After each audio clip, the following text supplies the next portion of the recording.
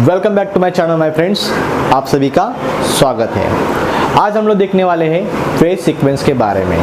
Phase sequence क्या होता है उसके बारे में आज हमको इन्फॉर्मेशन लेनी है। जो छात्र ITI पढ़ रहे हैं, डिप्लोमा पॉलिटेक्निक कर रहे हैं, या जो छात्र इलेक्ट्रिकल सुपरवाइजर एग्ज़ाम या और कोई गवर्नमेंट एग्ज़ाम्स के लिए बैठते हैं, तो उनके लिए बहुत से इंटरव्यू में वहाँ पे पूछा जाने वाला क्वेश्चन होता है कि फेज सीक्वेंस क्या होता है। तो आज उस फेज सीक्वेंस के बारे में आज हमको इन्फॉर्मेशन लेनी है कि फेज सीक्वेंस क्या होता है और उसके इम्पैक्ट क्या हो सकते हैं, ये भी हमको जानेंगे आज हम लोग। तो चलिए शुरू करते हैं कि फेज सीक्वेंस क्या होता है। फर्स्ट ऑफ ऑल, क्या होता है फेज सीक्वेंस कि जो 3 फेज अल्टरनेटर होते हैं उनमें जो वाइंडिंग होती है, उस वाइंडिंग में जो EMF प्रोड्यूस होता है, हर फेज में जो EMF प्रोड्यूस डेवलप होते जाता है, उस क्रम को, उस सीक्वेंस को ही हम लोग कहते हैं फेज सीक्वेंस, जो RYB के नाम से हम लोग जाते हैं। जैसे रेड, येलो, ब्लू, जो हम लोग जो प्राइमरी कलर से 3 फेज में इस्तेमाल करने वाले, इनको हम लोग कहते हैं फेज सीक्वेंस। अगर ये सीक्वेंस ग्राफिकली हम लोग देखेंगे तो बोर्ड पे मैंने बनाया यहाँ पे, तो देखेंगे कि यहाँ पे ग्राफ बनाया हुआ है। इस ग्राफ में सबसे पहला यहाँ से 0 से ऊपर जो है वो पॉजिटिव है, 0 से नीचे है वो नेगेटिव है। तो हमारा जो फेज डेवलप होता है, एक बार पॉजिटिव होता है, एक बार नेगेटिव होता है, एक बार 0 हो जाता है 3 फेज के अंदर।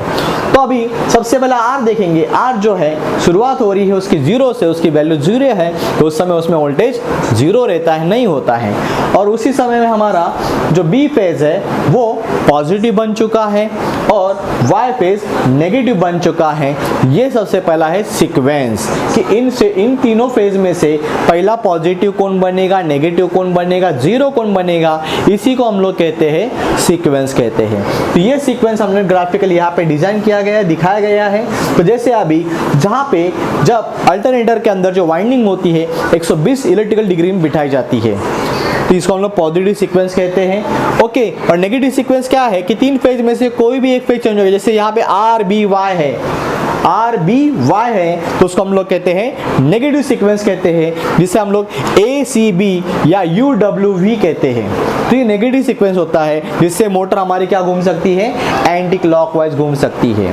तो आपको पता पड़ा होगा कि यहाँ पे पॉजिटिव सीक्वेंस क्या है, नेगेटिव सीक्वेंस क्या है। मतलब इस सीक्वेंस के अंदर कोई भी 3 फेज में से एक फेज क्या होता है, अपना सीक्वेंस चेंज करता है, तो उसको हम लोग कहते हैं उसका सीक्वेंस क्या हो गया है, चेंज हो गया है।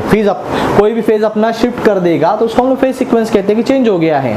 तो इस फेज सीक्वेंस चेंज होने से क्या प्रॉब्लम्स होते हैं उससे हम लोग जानते हैं। तो क्या इंपैक्ट होगा फेज सीक्वेंस अगर चेंज होता है। जहाँ पे डिस्ट्रीब्यूशन ट्रांसफार्मर होते हैं, पावर ट्रांसफार्मर्स होते हैं, अल्टरनेटर्स होते हैं, इन सभी का हमें क्या करना पड़ता है, पैरेलल ऑपरेशन करना पड़ता है। एक से ज्यादा ट्रांसफार्मर या एक से ज्यादा अल्टरनेटर हमको जब चलाने होते हैं उनको पैरेलल ऑपरेशन करना पड़ता है। अब पैरेलल ऑपरेशन के लिए पहली जो कंडीशन होती है वो है उनका फेज सीक्वेंस सेम होना चाहिए। तो फेज सीक्वेंस अगर सेम नहीं होगा तो क्या हो सकता है, अगर फेज सीक्वेंस अगर आपका सही है, एक अल्टरनेटर का फेज सीक्वेंस RYB है, दूसरे अल्टरनेटर का सीक्वेंस है RBY है, तो वहां पे शॉर्ट सर्किट भी हो सकता है। तो ये ध्यान में रखिएगा, इसके लिए फेज सीक्वेंस बहुत मैटर करता है, ठीक है।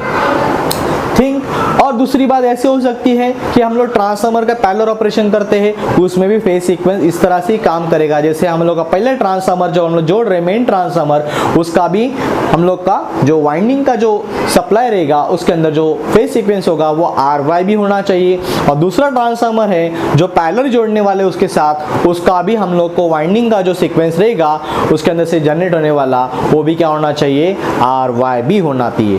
तभी ये 2 कंडीशन जब अप्लाई होगी, दोनों का सीक्वेंस जब सेम होगा, तभी उस ट्रांसफार्मर को हम लोग पैरेलली जोड़ सकते हैं, अन्यथा हम लोग उसे जोड़ सकते नहीं है।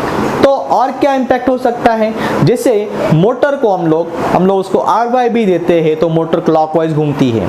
अगर उसमें से 3 फेज में से कोई भी एक फेज हम लोग चेंज कर देंगे तो फेज सीक्वेंस क्या हो जाएगा, नेगेटिव हो जाएगा और मोटर तुम्हारी क्या घूमेगी, एंटी क्लॉकवाइज घूमेगी। और दूसरी की इंपॉर्टेंट बात इस तरह से है कि जब फेज सीक्वेंस अगर सही होगा तो तीनों फेज के ऊपर जो हम लोग लोड निर्धारित करते हैं वो भी सही चलता है। अगर फेज सीक्वेंस सही नहीं रहा तो हम लोग का एक फेज के ऊपर लोड बढ़ने की संभावना भी होती है। ये भी प्रॉब्लम फेज सीक्वेंस के वजह से आती है। फेज सीक्वेंस सही ना होने की वजह से हमारी मोटर, मशीन, इनकी इफिशिएंसी भी क्या हो सकती है, कम हो सकती है, इनकी कार्य क्षमता पे असर हो सकता है। यह भी फेज सीक्वेंस सही ना होने की वजह से प्रॉब्लम आ सकती है, इसे ध्यान में रखिएगा।